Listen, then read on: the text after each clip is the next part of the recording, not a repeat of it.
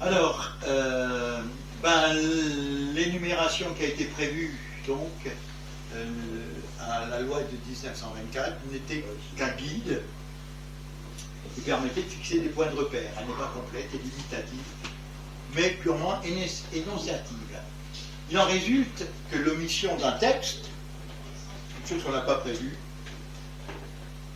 ce n'est pas une raison suffisante pour en déduire que ce texte est exclu. Au juge de décider. Au juge allemand de décider.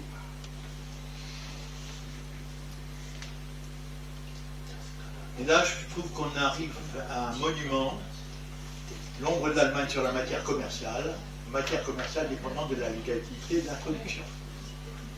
Tu descends, s'il te plaît, André. Les sénateurs ont tenu à introduire dans le projet de loi concernant la matière commerciale, la loi commerciale, ils ont tenu à introduire une mention, et ils disent la loi commerciale aura une valeur que dans la mesure où l'introduction de la loi française, la loi civile française, aura été faite régulièrement dans les autres départements. Or, on a vu que, compte tenu du délai entre le vote du Sénat et la date de promulgation, inévitablement, on a violé la Constitution. Donc la loi civile n'est pas régulière. Ce qui fait que la loi commerciale n'est pas régulière non plus. Enfin, il convenait de rappeler, conformément aux principes généraux sur cette matière, que les conventions envisagées, commerciales donc, ne seraient introduites dans nos 3 départements que si elles avaient été légalement mises en vigueur dans le reste du territoire. La violation de la loi civile bride la loi commerciale.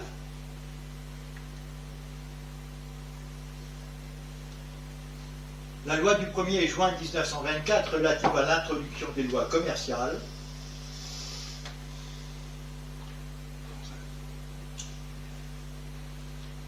elle a jugé utile de donner, dans son article 1er, une indication principale des lois, les compétences et ensemble, de manière à permettre aux tribunaux et aux justiciables de se rendre compte, au moins dans les grandes lignes, du contenu de cette indication. Et là, on va avoir, je pense, si tu peux descendre, que je vois un peu à quoi ça correspond. Ah oui, la loi commerciale du 1er juin 1924. Alors volontairement, j'ai fait des captures d'écran de Légifrance parce que c'est le texte en vigueur aujourd'hui.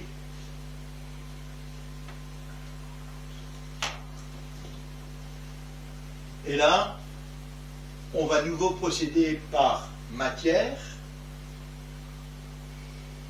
en matière de livres de commerce, de société, de valeurs mobilières, en matière de fonds de commerce, de bourse en général, etc.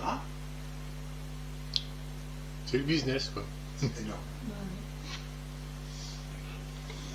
Redescend, voilà. Matière, c'est banque, maritime, faillite.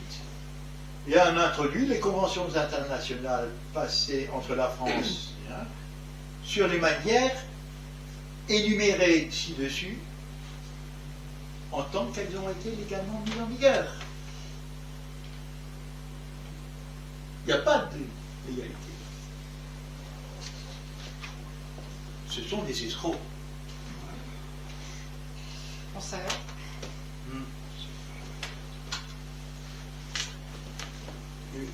Les enjeux économiques étaient énormes. Il y avait les quotas d'Alsace, la reconstruction, etc. Oui. Le port de Strasbourg, les centrales électriques sur le Rhin. Et c'est pas un hasard si l'auteur de ce texte, qui est Schuman, met en place après la guerre l'ACK, qui n'a que pour objectif d'exploiter les sous-sols de l'Alsace et de mettre en place une Europe principalement économique. C'est qu'une question de fric. Une Europe économique, l'Union européenne actuelle, qui a permis quoi? le redressement de l'Allemagne. L'objectif a été atteint. On peut continuer. Donc, la loi commerciale, voilà, les autres biens, bon, on passe. La légende, ça c'est ce qui s'applique normalement s'il ne devait pas y avoir d'inconstitutionnalité. Et de toute façon, dans tous les cas, ne s'applique pas. Si tu peux descendre, matière commerciale. Bien que la loi 1, les futures lois commerciales seront de plein droit applicables en Alsace, à moins qu'elles ne portent sur des matières pour lesquelles est maintenue la législation locale. Donc, toutes les nouvelles lois n'ont pas grande valeur. Les matières commerciales suivantes sont exclues: commissaire aux comptes, certification des comptes, Ils n'ont pas de mandataire des judiciaire. organismes nationaux de sécurité sociale, Pas de registre des sociétés. mandataire judiciaire, association coopérative, je vous expliquerai ce que c'est, chambre de commerce, chambre des métiers, etc., etc. C'est l'opacité totale. Tout est opaque. Et légal. Oui, et légal. C'est la loi. Ben oui. Et il dit, il vient de dire, c'est ici qu'il faut créer son entreprise, mais Il résulte il y en a plein qui que l'ont déjà fait. l'énumération des textes de l'article 1er est nullement limitative et surtout a pour but de préciser les matières dues que l'on considère comme rentrant dans le cadre de la législation civile.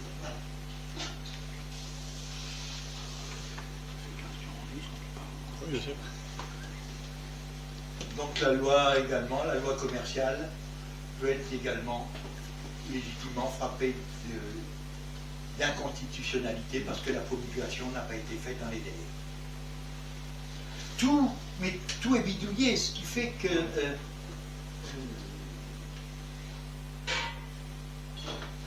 on ne peut pas s'en sortir. Ça explique aussi le problème éternel des résidus des frontaliers. Ils ont des problèmes astronomiques, quoi. Ça fait des dizaines d'années que c'est fait. Il y a une association, je crois qu'à Forbach, il y a un monsieur qui s'en est occupé, c'est toujours pareil, quoi. Non plus. Insoluble. Si tu peux avancer, tu as avancé. Mais là, il n'y a pas de souligné. Alors, date de promulgation, oui, je rappelle, la date de promulgation 3 juin 24, entrée en vigueur 1er janvier 25. Promulgation, donc. Oui, en fait, c'est exactement comme le paragraphe C'est précédent, exactement. c'est pareil. Voilà. Migrants.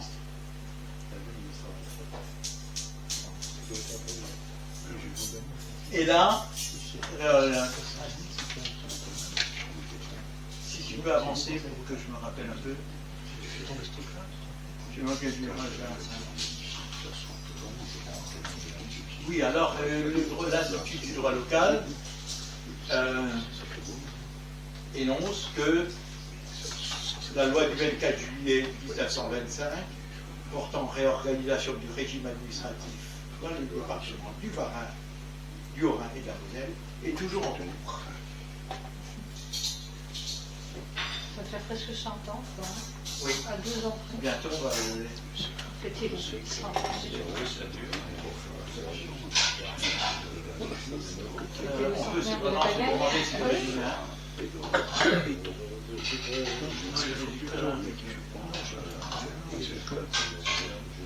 Alors, effectivement, le gouvernement avait la possibilité de procéder par décret.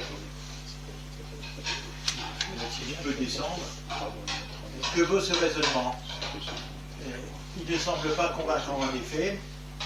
Le gouvernement n'a plus aucun pouvoir de légiférer en Alsace-Lorraine. Tout appartient aux législateurs, puisqu'on a vu que tout est introduit par la loi du 1er janvier 24. Les règlements ont une force législative. Tu veux passer? Par ailleurs, la loi du 17 octobre 1919 décida que le gouvernement pouvait assurer par voie de décret l'application des lois et des règlements de 1 ces dérogations n'existent plus aujourd'hui.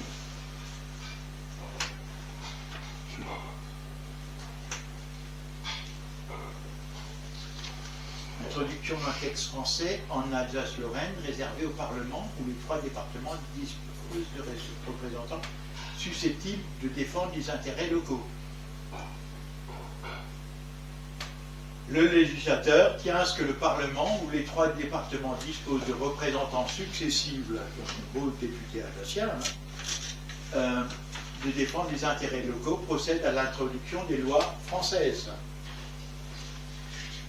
Les députés français n'y connaissent rien.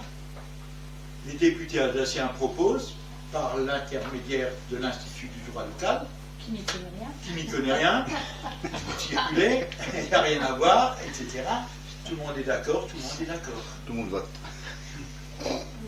Quand des circonstances ou des problèmes nouveaux appellent des réglementations, des lois nouvelles. Alors, ça se passe comment? On fait n'importe quoi. N'importe quoi. Alors, je le montre. Considérant, alors, décision du Conseil d'État, considérant d'autre part qu'en vertu de la législation spéciale du département d'Alsace et de Moselle, maintenue en vigueur sans qu'il soit nécessaire, ça c'est le Conseil d'État quand même qui le dit, c'est puissant, sans qu'il soit nécessaire de la publier au journal officiel de la République française, par les lois du 17 octobre 19 1er juin 24 et l'ordonnance du 15 septembre 44, qui est un monument, et notamment l'article 10 de l'ordonnance, une ordonnance constitue une valeur de règle de valeur législative s'imposant au pouvoir réglementaire. À partir du moment où l'ordonnance est introduite par la loi de 24, qui a introduit toutes les lois administratives, tous les textes administratifs, eh ben, tout est du domaine du législateur, qui n'y connaît rien. 560 députés qui ne connaissent rien, qui votent, on est d'accord. Proposé par une petite bande de députés alsaciens, téléguidés par l'Institut du droit local. Télévisé par qui? Les banques. Non, mais, Les banques. Voilà, Le crédit mut. Voilà, c'est ça en fait. En fait, on voit Et que- notariat. Oui, on voit que les banques sont derrière toute la politique dans le monde entier, quoi. Mais c'est un droit de bandit, hein. Ah, oui, oui, oui. Non mais partout, hein, je veux dire, aux États-Unis c'est partout. Donc les textes français doivent dès lors en principe être introduits par une loi pour tous les textes votés par le Parlement et par un décret pour toutes les décisions de oui, en fait, il est arrivé fréquemment que lors du vote d'une loi nouvelle, le Parlement, au lieu de l'étendre lui-même aux 3 départements, charge le gouvernement de pouvoir à l'introduction par un règlement d'administration publique comportant éventuellement des dispositions d'adaptation. Cette pratique s'analyse en une exception légale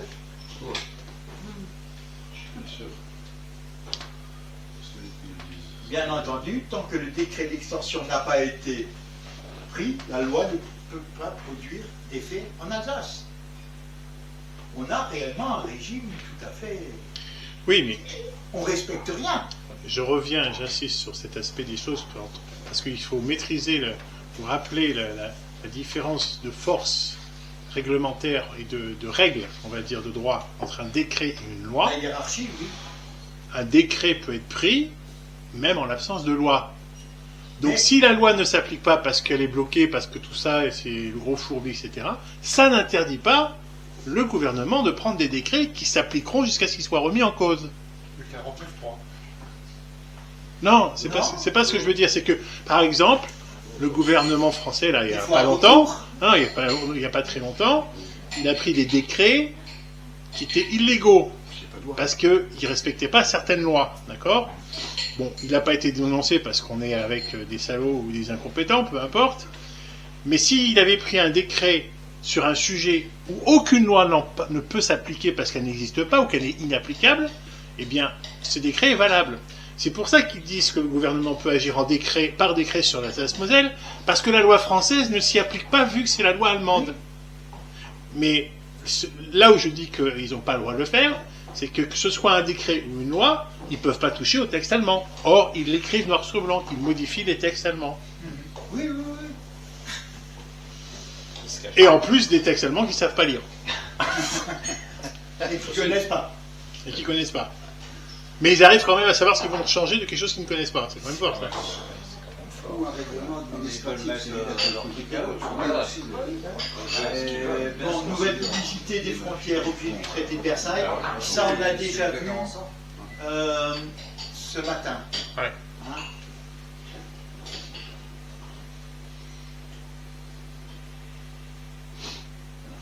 C'est-à-dire que, comme le traité de Versailles ne s'applique pas, on va reprendre les dispositions du traité de Versailles dans le traité du 14 août 1925. Voilà, tu passes, s'il te plaît.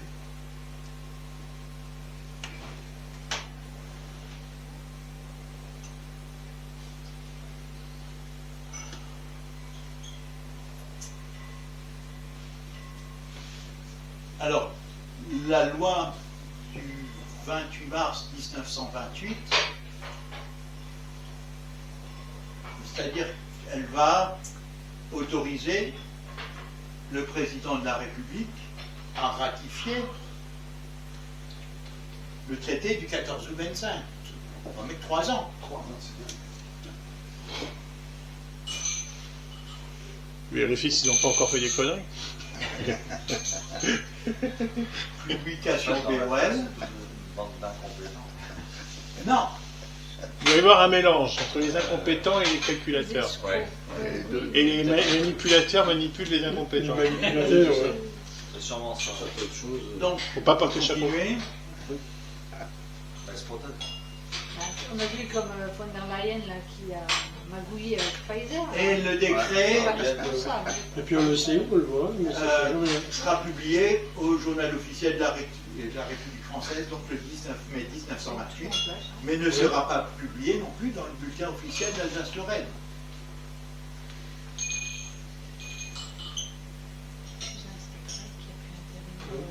Ben si. Ah, si, autant pour moi. Décret publié au bulletin officiel d'Alsace-Lorraine, 19 mai 1928. Voilà, tu peux continuer. Mais ça, ils ont fait cette loi de modification parce que ceux qui avaient signé la haie, c'était l'Allemagne. Et donc il fallait l'association allemande. C'est pour ça qu'ils ont fait cette loi de 1925. Donc, en conclusion, si vous voulez, l'Alsace-Lorraine est devenue un territoire géré par des privés. Ils sont en avance sur la France. Comme le reste du monde. Oui, exactement. Mais c'est ça, oui. C'est ça. Ben oui. On peut se demander si c'est pas là que c'est né. Bah, c'est là qu'ils ont appliqué déjà. Oui. C'est peut-être pas né là, mais Parce que je pense que ça a introduit après la colonisation de l'armée, enfin de l'Allemagne par l'armée américaine. Tout à fait. Tu peux continuer, André.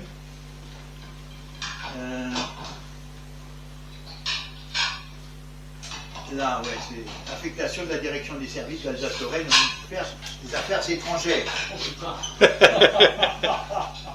On avait des colonies tout à l'heure. Oui. Donc, On est rattachement passé de par le crédit ministère inscrit derrière. exclusivement pour ordre au budget des instauration d'une annexe spéciale au budget des ministères dirigée par le président du Conseil et administrée par lui. L'article 62, les crédits afférents au service du Haut-Rhin et non encore rattachés au ministère correspondant ne figureront que pour ordre au budget des ministères correspondants. Donc c'est uniquement de l'écriture, un jeu d'écriture, mais c'est la présidence du Conseil qui va effectuer, qui va tirer les ficelles financières. Et les écritures apparaîtront exclusivement dans les budgets des ministères concernés. Comme la CIA, quoi. Ouais. Sont maintenus ordonnateurs secondaires des dépenses des services d'Alsace-Lorraine pour l'exercice 26, les fonctionnaires ci-après. Et on voit que le directeur général des services, je crois que c'est un beau mot, d'Alsace et de Lorraine, est rattaché au ministère des Affaires étrangères. C'est pas mal. que dans les affaires étrangères, la direction des services d'Alsace et de Lorraine, donc, très bien, attribution à certains fonctionnaires d'Alsace et de Lorraine des indemnisations de dédommagement. Mais on est au service des affaires étrangères, quand même, à le ministère. On va pire maintenant. Là, maintenant, c'est cerise sur l'amende sur le pouce tu vois. Crédit demandé, le crédit de temps et temps doit servir à indemniser des fonctionnaires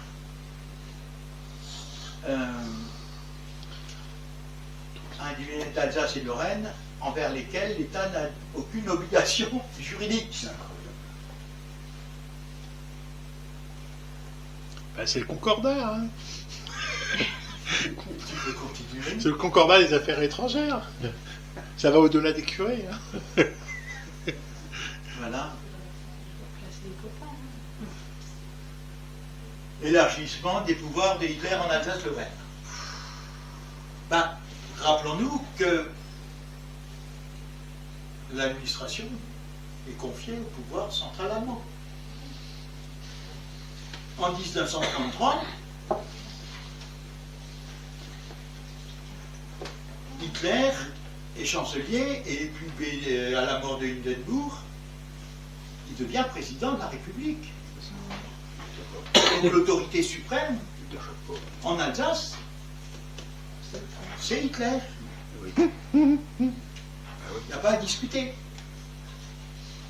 Et quand il revient en Alsace, quand il envahit l'Alsace, Il l'envoie pas, il rentre à la maison. il reprend les clés de la maison. Mais tout ça, ça part de 1919. Même avant. Depuis 1899. La Convention de La Haye, où c'est l'Allemagne qui signe à la place du Reich. On peut faire la guerre, envahir, passer par la Belgique, torturer, etc., etc.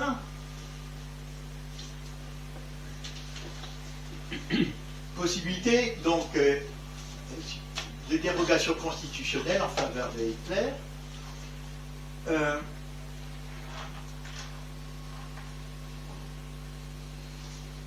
Hitler obtient la possibilité de gouverner par décret sans que ce soit adopté par le Reichstag, le Parlement. Mais ça, c'était déjà l'article 58, c'est même Reborn de la Constitution de Weimar. Le président pouvait être élu pour 7 ans, autant de fois que bon, ça pouvait être, et puis il pouvait gouverner par décret. Donc, si tu peux continuer. Voilà. Fusion présidence et chancellerie. Donc, à la mort de Hindenburg, du président, il prend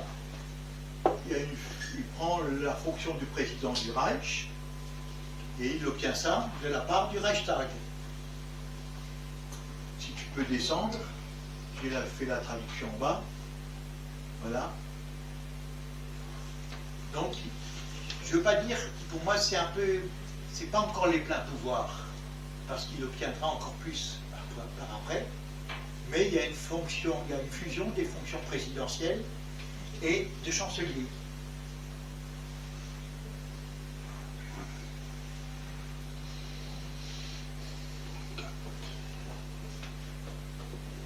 C'est bon?